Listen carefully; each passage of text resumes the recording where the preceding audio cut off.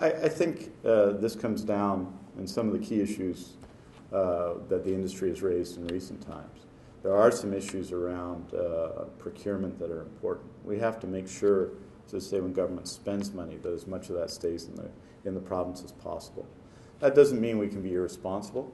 I think it's possible, for example, there's lots of controversy about things like bundling projects.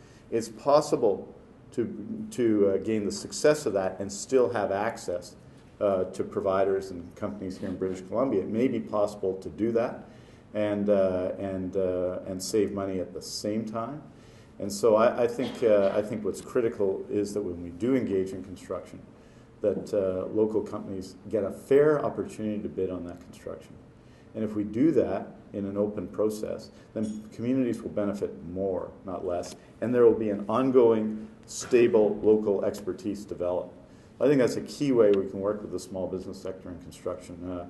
This is a critical relationship. The relationship between the BC Construction Association and a government is a critical relationship, in my view. And often that relationship is complicated for small businesses.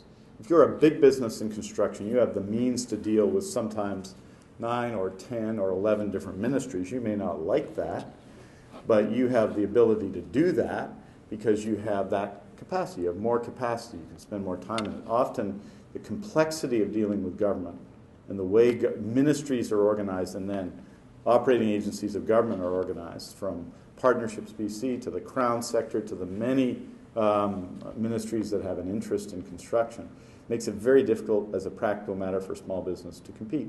So we have to do, and this government, the current government, to give them credit, has done some of these things.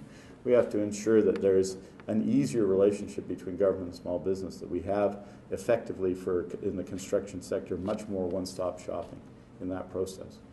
And so I think I've always supported, to the extent possible, local hire and local contractors as a means of public policy.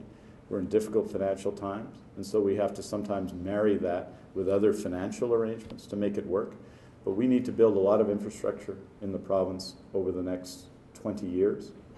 That's going to involve government and private industry working together to see that that happens. And I think the relationship between your association in particular and the government will be critically important to making that succeed.